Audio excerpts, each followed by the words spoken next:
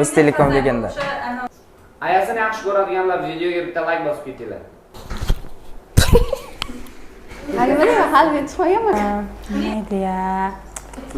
Qilichmi? Odamlar nima deydi? O'zingni bosib ol, hammaga o'xsha, muhimroq hammadan o'qishing. Odamlar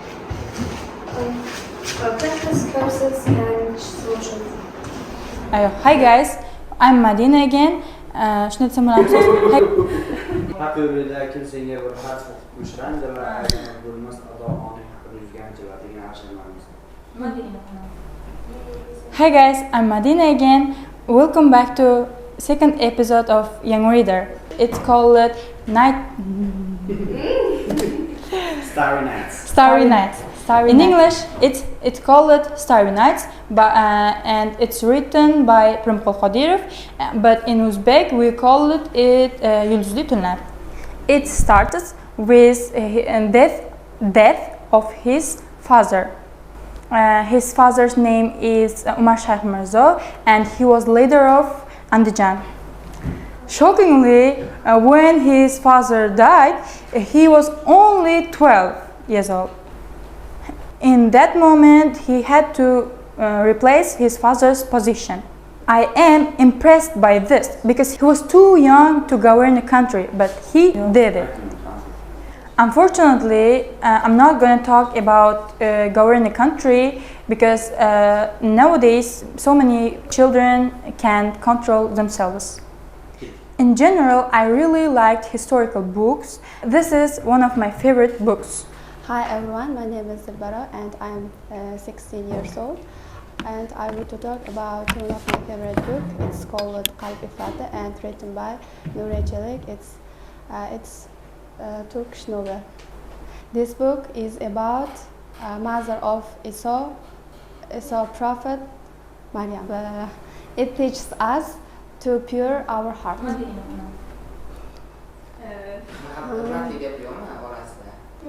Pratli gap ko'p faqat eslamayman. Bo'lsam Hammamiz o'lib ketamiz oxirgi joylar yo'qmi? yo'q, joylar yo'q.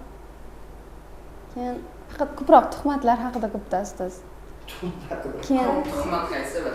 O'sha tuhmatga uchragandan so'ng bitta tuhmatni eslang, eng esida qolgani. O'shani qanday yozgan? There were many defamation, jealous and hatred for her, but she didn't break. She strongly stood with her faith in Allah. During reading this book, I cried a lot. In one story in his book, Zachariah prophet killed by his enemy when he was hiding inside one of three. Not only he, but also his son was killed. That's heartbreaking. Personally, I highly recommend to read this book. Arasida qoldim. Aytdim, nimaga sizlar yaxshi gapiryapsizlar desam, ustoz o'rgatib turgan ekanlar-da.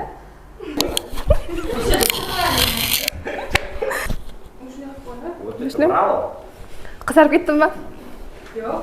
Hello my friends, my name is Fayoza. I am 16 years old. Today I want to tell you one of the books I have read. The book written by Shaykh Muhammad Sodiq Muhammad Yusuf called Conflicts, Causes and Solutions. It explains the main reason behind conflicts in society and offers Islamic solutions based on the Quran and Sunnah. It teaches Muslims to solve disagreements with wisdom, patience and justice. The cause. And I recommend this book to you. It might be useful for you too. Hi everyone, my name is Sevinç. I'm 17 years old. I'm going to talk about one book. It is called Dunyoning Ishlari. It was written by O'tkir Hoshimov. I finished reading this book 3 days ago. This book features 33 stories, but incredibly meaningful ones. This book is all about the people who give us life, our mothers. Reading it made truly understand that we must cherish our mothers while we still have them. oylik natijasi The character that affected me. That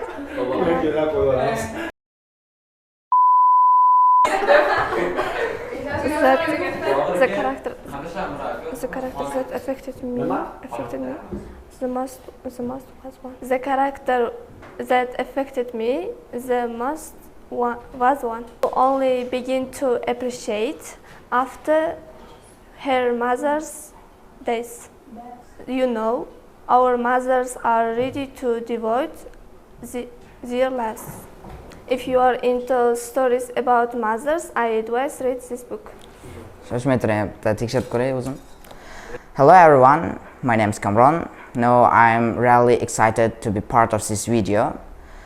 Today I want to talk about one of my favorite books that called 10 Little Soldiers in informal form. Many people know this book with the name of Zerverna and Zervernan by Agatha Christie. It's a mysterious novel that kept me guessing until the end. The book is about 10 strangers who invited to the mysterious island by someone that they didn't know. But when they arrive in the island, one by one they started to disappear, and they didn't know who the killer is. As you turn over the pages, tensions become higher. Camronga 2 ochko. In this book, I have met many quotes. Fear makes you careless. The second one is, it's not a question of what we know, it's a question of what we can prove. I love how Agatha Christie creates this type of clever and unpredictable plot, and this makes me fall in love with detective stories. And if you are a fan of detective and mysterious novels, I speak well of reading it.